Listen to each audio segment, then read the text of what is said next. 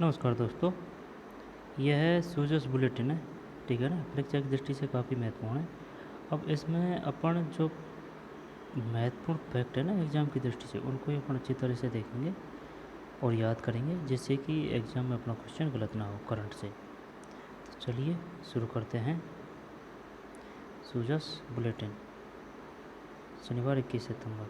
सूचना एवं जनसंपर्क विभाग, राइजिंग राजस्थान। मुख्यमंत्री ने राजस्थान मूल के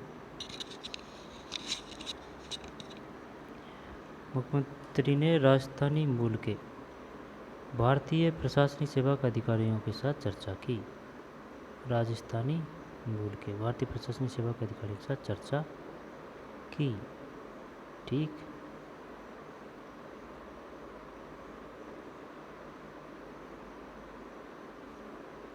ये IAS है भाई।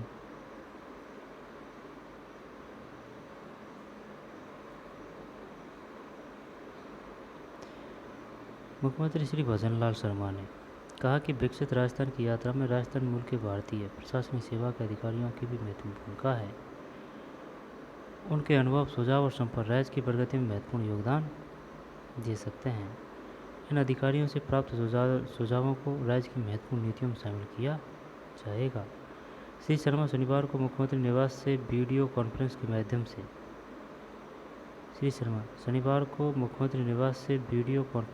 से विभिन्न राज्यों में पदस्थापित राजस्थानी मूल के भारतीय प्रशासनिक सेवा के उच्च अधिकारियों के साथ राइजिंग राजस्थान ग्लोबल समिट के संबंध में आयोजित बैठक को संबोधित कर रहे थे। आगामी 9 से 11 दिसंबर तक राजस्थान वैश्विक निवेश शिखर सम्मेलन राइजिंग राजस्थान समिट का आयोजन किया जा रहा है। कब? 9 से 11 दिसंबर। 9 से 11 दिसंबर, ये याद होना चाहिए भाई। 9 से 11 दिसंबर राजस्थान में वैश्विक निवेश शिखर सम्मेलन का राइजिंग राजस्थान समिट आगामी 9 से 11 दिसंबर तक राजस्थान में वैश्विक निवेश शिखर सम्मेलन राइजिंग राजस्थान समिट का आयोजन किया जा रहा है। इसका उद्देश्य राजस्थान को निवेश के लिए एक प्रमुख स्थान के रूप में स्थापित करना है और इसके माध्यम से राज्य के विकास में नए आयाम जोड़ने हैं। फिर मुख्यमंत्री ने कहा कि किसी भी प्रदेश की प्रगति के लिए मूलभूत ढांचे का विकसित होना आवश्यक है। हमारी सरकार पहले दिन से ही बिजली, पानी, परिवहन, आधारभूत ढांचे के विकास पर कार्य कर रही है। राज्य सरकार ERCP एवं यमुना जल वितरण जैसे समझौते तथा देवास परियोजना शुरू करने एवं इंदिरा गांधी नहर में अधिक पानी सुनिश्चित करने जैसे अहम कदमों से प्रदेश में पर्याप्त जलापूर्ति के लिए गतिशील है। तो एक तो ERCP योजना है ना, एक यमुना जल वितरण जैसे समझौते और एक देवास परियोजना। ये देवास परियोजना कहाँ है भाई? देवास परियोजना शुरू करने एवं इंदिरा गांधी नहर में अधिक पानी सुनिश्चित करने, प्रदेश में पर्याप्त जलापूर्ति के लिए परीक्षण है। जब ERCP योजना, यमुना जल वितरण, देवास परियोजना कहाँ है पता नहीं। अक्षय ऊर्जा के क्षेत्र में प्रदेश को आत्मनिर्भर बनाने के 2.24 लाख करोड़ के MOU किए गए हैं। 2.24 लाख करोड़ 2.24 MOU किए गए हैं जो धीरे धीरे धरातल पर उतर रहे हैं। अक्षय ऊर्जा। इसके बाद में राज्य सरकार पर्यटन और खनन क्षेत्र को बढ़ावा दे रही है। राज्य में नए औद्योगिक क्षेत्र विकसित करने के लिए नए स्थान चिन्हित किए गए हैं, उनका विकास किया जा रहा है। किशनगढ़, झालावाड़, सिरोही और सीकर जैसे स्थानों पर हवाई सुविधाओं का विस्तार किया जा रहा है। किशनगढ़ है ना, एक तो किशनगढ़ है, अजमेर में है ये। झालावाड़, सिरोही और सीकर जैसे।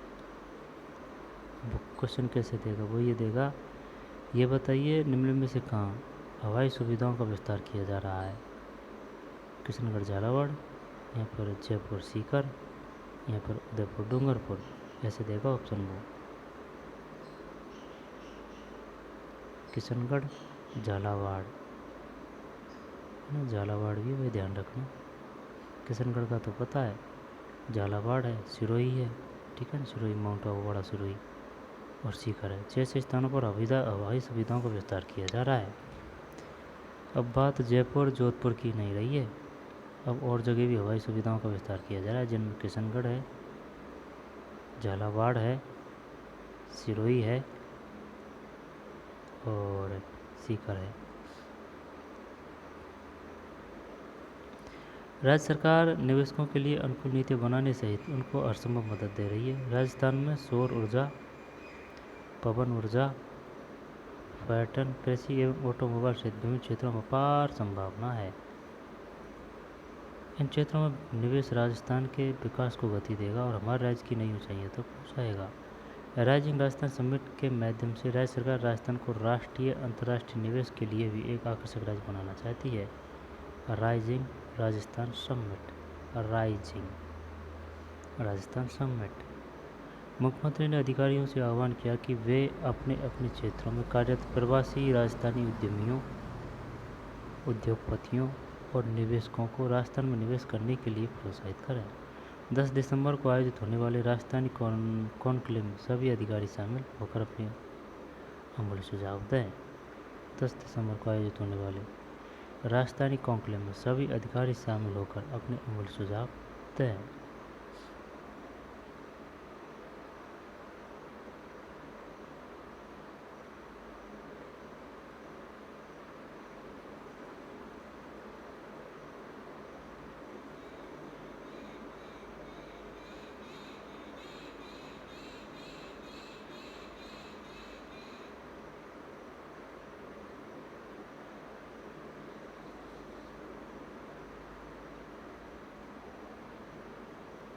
आगे चलते हैं।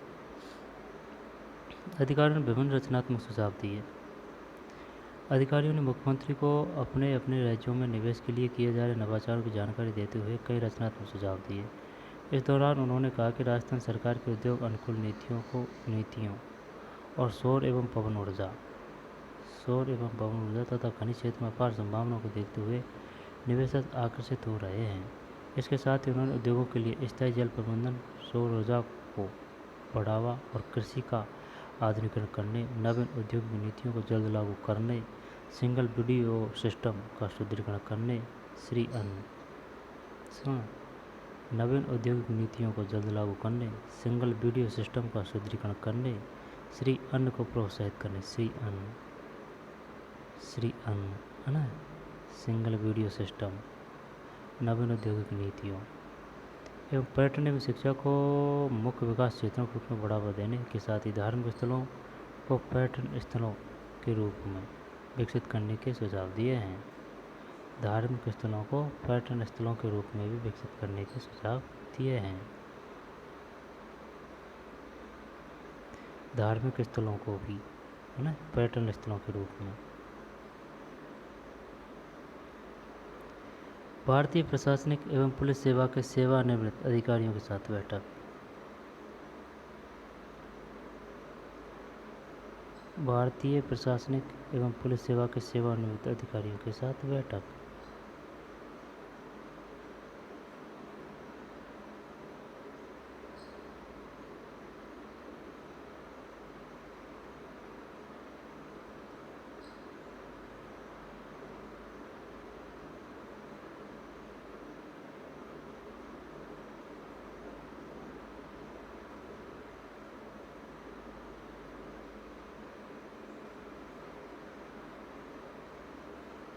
आई समझ में? इनसे सलाह मशवरा ली जा रही है, इनसे नॉलेज लिया जा रहा है, ठीक। क्योंकि IAS और RS ये भाई साहब बौद्धिक संपदा की धनी हैं। मुख्यमंत्री श्री भजनलाल बौद्धिक संपदा के, ठीक, ये रिटायर हो चुके हैं और रिटायर हो चुके हैं तो इनके एक्सपीरियंस से बहुत कुछ सीखने को मिलेगा। इनके दिमाग में जो कोई योजना है या फिर जिससे आम जनता का या फिर सभी का जो भला हो और वो बढ़िया हो, ठीक है ना, तो और अगर उसको सरकार अमल में लाए और अमल में लाने में कोई प्रशासनिक, राजनीतिक या फिर किसी प्रकार की समस्या नहीं हो तो फिर उस योजना को अमल में लाने में क्या समस्या है, तो फिर उसको लाना चाहिए। तो योजनाओं के बारे में इनसे जानकारी ली जा रही है, यानी इनके विचारों को ही योजना का रूप दे दिया जाएगा जिससे कि आम जन का फायदा हो। मुख्यमंत्री श्री भजनलाल शर्मा ने कहा कि राज्य सरकार का लक्ष्य है कि प्रदेश में औद्योगिक विकास एवं निवेश को बढ़ावा देने के लिए बेहतर अवसरों का निर्माण किया जाए। इसी क्रम में प्रदेश में rising Rajasthan global invest summit का आयोजन किया जा रहा है। इस समिट के माध्यम से निवेश के साथ ही रोजगार के अवसरों में वृद्धि हो सकेगी एवं राजस्थान देश में अग्रणी राज्य बनेगा।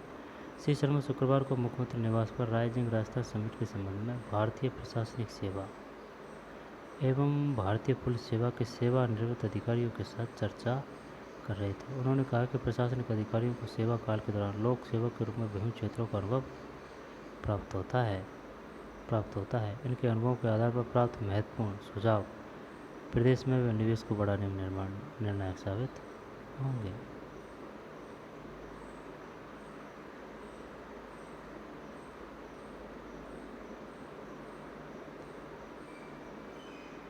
फिर पंजाब के पठानकोट में राष्ट्र सुरक्षा का कर्तव्य निर्वहन करते हुए वीरगति को प्राप्त राजस्थान के बेटे राजा खेड़े के पंजाब के पठानकोट में राष्ट्र सुरक्षा का कर्तव्य निर्वहन करते हुए वीरगति को प्राप्त राजस्थान के बेटे राजा खेड़ा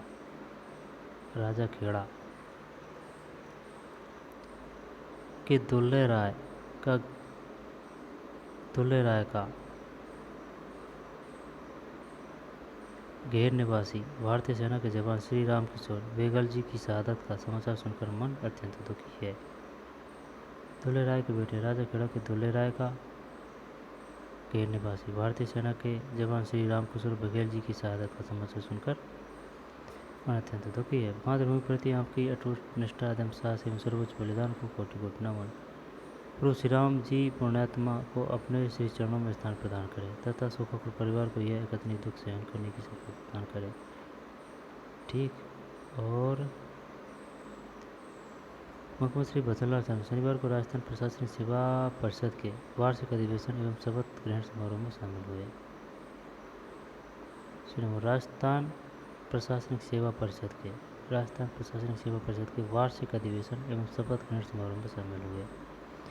इस कार्यक्रम की जानकारी देते हुए उन्होंने सोशल मीडिया प्लेटफॉर्म एक्स पर लिखा, आज जयपुर में आयोजित राजस्थान प्रशासनिक सेवा परिषद के वार्षिक अधिवेशन शपथ ग्रहण समारोह में सहभागिता करते हुए उपस्थित गणमान्य जनों को संबोधित किया तथा नवनियुक्त पदाधिकारियों को हार्दिक बधाई एवं उज्जवल भविष्य की शुभकामनाएं प्रेषित की। मुझे पूर्ण विश्वास है कि राजस्थान प्रशासनिक सेवा के प्रतिभाशाली एवं कर्मठ अधिकारीगण अपने कर्तव्यों का निर्वहन पूरी निष्ठा ईमानदारी और समर्पण भाव से करेंगे तथा राजस्थान के विकास में महत्वपूर्ण योगदान देंगे।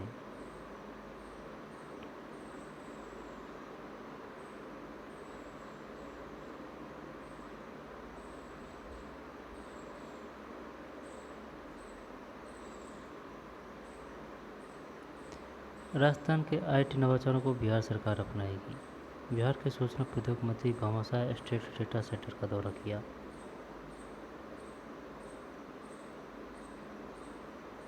इसमें क्या है, राज्यपाल श्रीनगर में साईं बाबा मंदिर पहुंचे। राज्यपाल श्री हरिबाहु वांगड़े शनिवार को महाराष्ट्र स्थित शिरडी के प्रसिद्ध साईं बाबा मंदिर पहुंचे। उन्होंने साईं बाबा की प्रतिभा को नमन किया, उनका विधिवत ध्यान कर राष्ट्र और राज्य की खुशहाली और सबके मंगल की कामना की।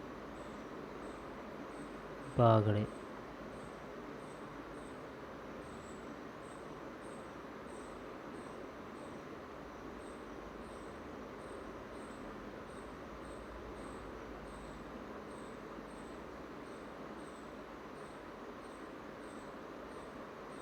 ठीक। श्रद्धा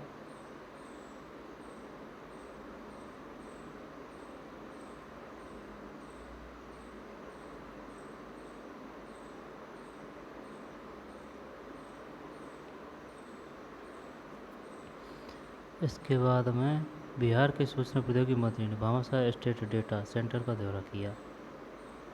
राजस्थान के आईटी नवाचारों को बिहार सरकार अपनाएगी। प्रौद्योगिकी मंत्री भामाशाह स्टेट डेटा सेंटर का दौरा किया। बिहार के सूचना प्रौद्योगिकी मंत्री ने बिहार सरकार के सूचना प्रौद्योगिकी मंत्री डॉक्टर संतोष कुमार सुमन ने शनिवार को भामाशाह स्टेट डेटा सेंटर और भामाशाह टेक्नो हब का दौरा किया। डॉक्टर सुमन ने भामाशाह स्टेट डेटा सेंटर में मौजूद सुविधाओं का अवलोकन किया और कार्यप्रणाली को विस्तार से समझा। डॉक्टर डॉक्टर सोहन ने भामाशाह टेक्नो हब में स्टार्टअप्स को दी जानकारी, सेवाओं और सुविधाओं का भी अवलोकन किया। डॉक्टर सोहन ने राजस्थान सरकार के सूचना प्रौद्योगिकी क्षेत्र में किए जा रहे नवाचारों के प्रशंसा की, कहा कि इन नवाचारों को बिहार सरकार भी अपनाने का प्रयास करेगी। राजस्थान के 6000 से अधिक गाँवों में विकास कार्य होंगे। राजस्थान के 6000 से अधिक गाँवों में विकास कार्य होंगे। प्रधानमंत्री जनजातीय उन्नत ग्राम अभियान, ये है काम का अपना, ठीक है ना। प्रधानमंत्री जनजाति उन्नत ग्राम अभियान, ये बताइए प्रधानमंत्री जनजाति उन्नत ग्राम अभियान से संबंधित कौन सी कथन सत्य है। प्रधानमंत्री है ना जनजाति उन्नत ग्राम अभियान। केंद्र सरकार ने देश भर के आदिवासियों और पिछड़े क्षेत्रों के समग्र विकास के लिए 19,156 करोड़ रुपए की एक ऐतिहासिक योजना को मंजूरी दी है। 19,156, ठीक है ना। इस योजना का उद्देश्य आदिवासी समुदायों के सामाजिक आर्थिक उत्थान को सुनिश्चित करना है। तो ये है, प्रधानमंत्री श्री नरेंद्र मोदी की अध्यक्षता में इस महत्वाकांक्षी योजना की घोषणा की गई है। इस योजना का क्रियान्वयन 30 राज्यों और केंद्र शासित प्रदेशों के 549 जिलों में किया जाएगा।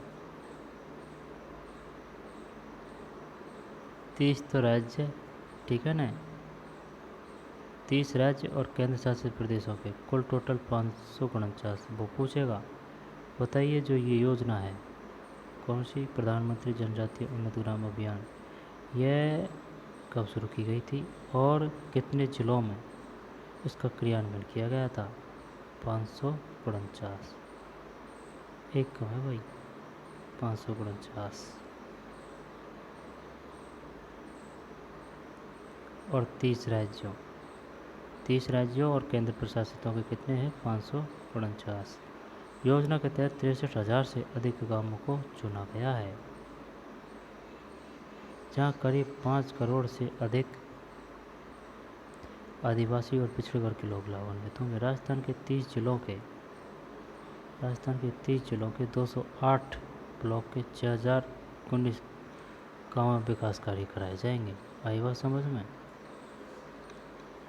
30 जिलों के 208 ब्लॉक के 6,019 गाँवों में 30 जिले हैं और 208 ब्लॉक, कुल कितने हैं, 6,019।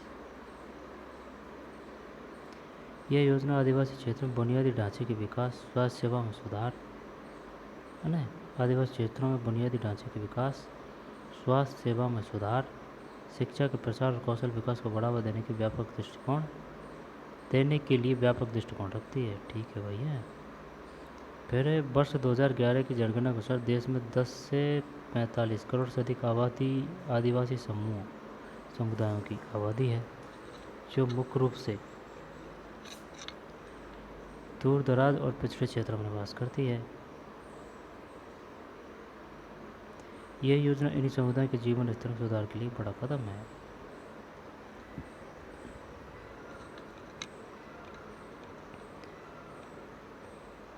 योजना के तहत, है ना, योजना के तहत 20 लाख से अधिक पक्के मकानों का निर्माण किया जाएगा। 20 लाख,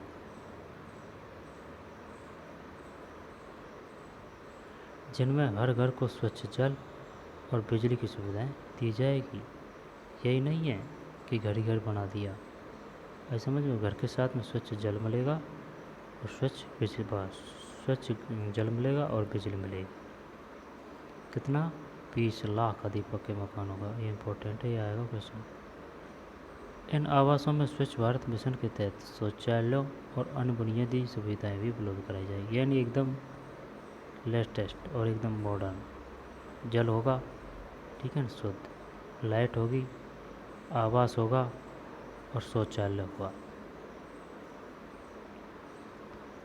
इन आवासों में स्वच्छ भारत मिशन के तहत शौचालय और अन्य बुनियादी सुविधाएं उपलब्ध कराई जाएगी। आदिवासी युवाओं को विभिन्न तकनीकी और व्यावसायिक कौशलों में प्रशिक्षित किया जाएगा, जिससे वे स्वरोजगार और स्थानीय उद्यमिता को बढ़ावा दे सकें। सही है।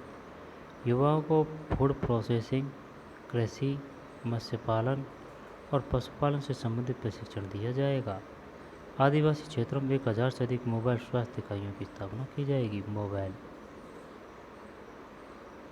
अब ये पूछेगा, ये बताइए मोबाइल स्वास्थ्य इकाइयाँ किस योजना के तहत स्थापित की जाएगी? प्रधानमंत्री जनजाति एकीकृत योजना। इस क्षेत्र में टेली मेडिसिन सेवाओं का विस्तार किया जाएगा। शिक्षा के प्रसार के लिए कई नई योजना की शुरुआत की जाएगी। इसमें 1000 नए छात्रावासों का निर्माण, 1000 छात्रावासों का निर्माण और आदिवासी छात्रों को गुणवत्तायुक्त शिक्षा प्रदान करने के लिए नए स्कूलों की स्थापना की जाएगी, यानी कि 1000 छात्रावास। तो 1000 छात्रावास अगर निर्माण हो रहा है ना, तो इससे कम से कम एक छात्रावास में 8-10 का स्टाफ रख ले, 8 का रख ले, जब 8000 टीचर होगा 1000 में।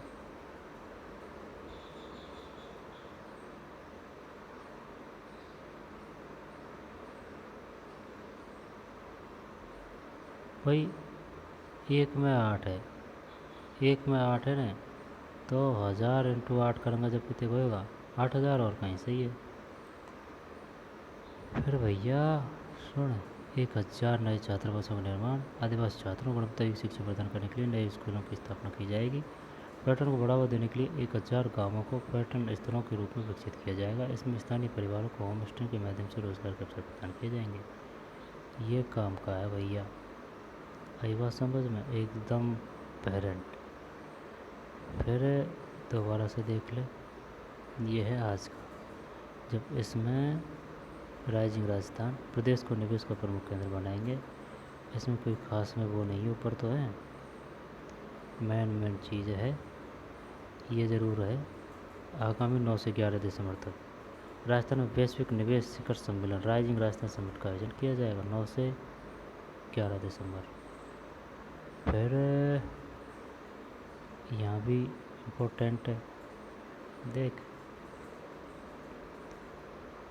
स्थायी जल प्रबंधन, सौर ऊर्जा को बढ़ावा, कृषि का आधुनिकीकरण, सिंगल विंडो सिस्टम का सुदृढ़ीकरण और श्री अन्न, इसका पता नहीं, को प्रोत्साहित करने एवं पर्यटन एवं शिक्षा को मुख्य विकास क्षेत्र के रूप में बढ़ावा देने के साथ ही धार्मिक स्थलों को पर्यटन स्थलों के रूप में विकसित करने के लिए सुझाव दिए हैं।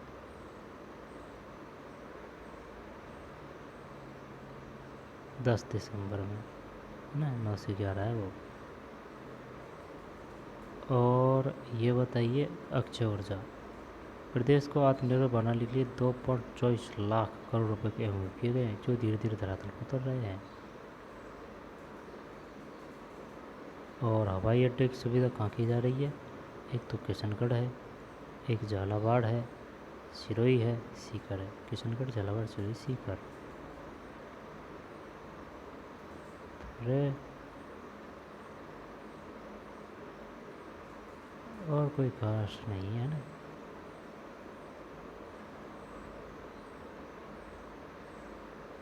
श्री अन्न योजना क्या है, पता नहीं है इसके बारे में।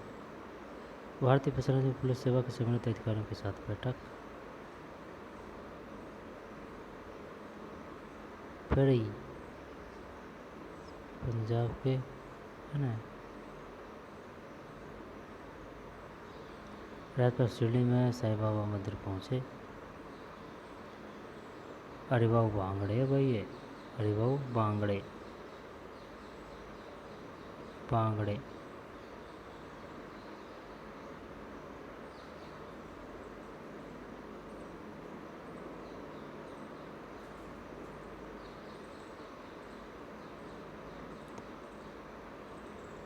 ये बताइए, कौन से राज्य का प्रौद्योगिकी मंत्री हमारे यहाँ अपने सिस्टम को देखने आया था? बिहार के सूचना प्रौद्योगिकी मंत्री ने भावसा स्टेट डेटा सेंटर का दौरा किया। बिहार के सूचना प्रौद्योगिकी मंत्री ने, बिहार के सूचना प्रौद्योगिकी मंत्री ने। अब ये काम का है, इसको तो भाई हर एक अक्षर याद होना चाहिए इसका। राजस्थान के 6000 से अधिक गाँवों में विकास कार्य होंगे। योजना का नाम क्या है? योजना का नाम है प्रधानमंत्री जनजाति उन्नयन ग्राम अभियान। प्रधानमंत्री है ना, प्रधानमंत्री है, फिर जनजाति है, प्रधानमंत्री आ गया है ना, फिर जनजाति और जनजातियों का उन्नयन, फिर ग्राम अभियान।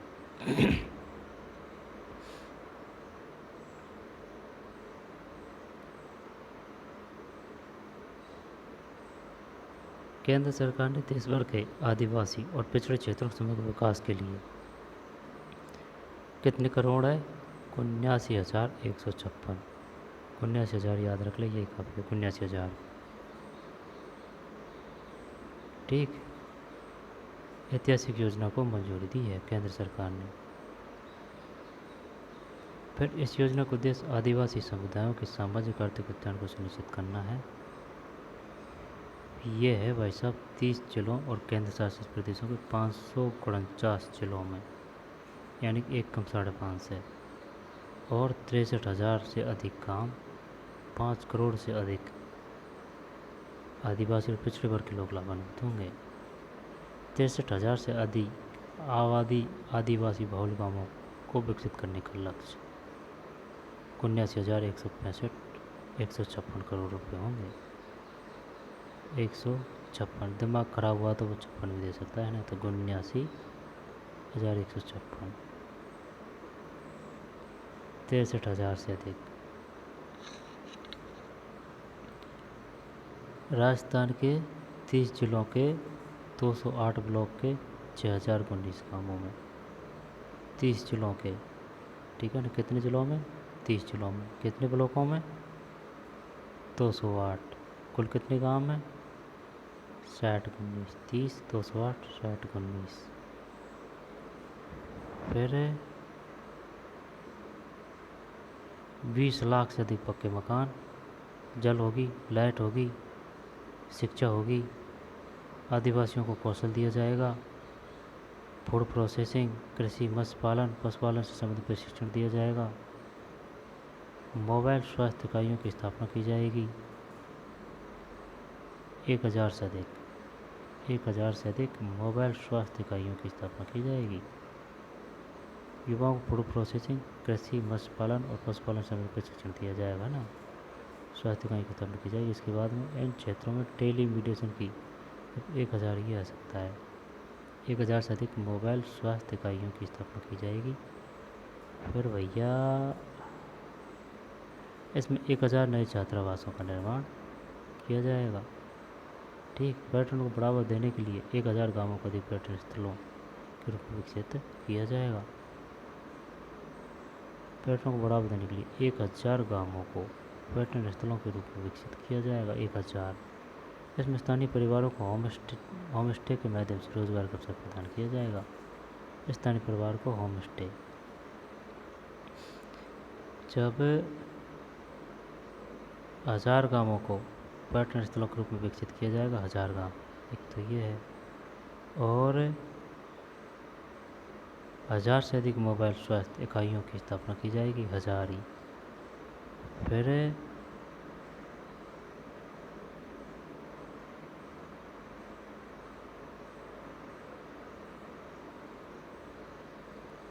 1,000 छात्रावास, 1,000 ही पर्यटक स्थल के रूप में गाँवों को विकसित, और 1,000 ही ये मोबाइल स्वास्थ्य इकाइयाँ, यानी कि 1,000 है। 1,000 मोबाइल स्वास्थ्य इकाइयों की स्थापना, 1,000 ही 1,000 गाँवों को पर्यटन स्थलों को विकसित किया जाएगा, और 1,000 ही छात्रावासों की स्थापना की जाएगी।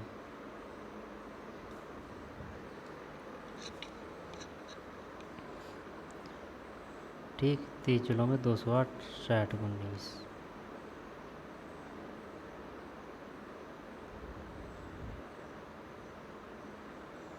खुद सीखें खुद पढ़ें, यानी कि खुद को ही करना होता है भाई, करंट हो या कुछ और हो।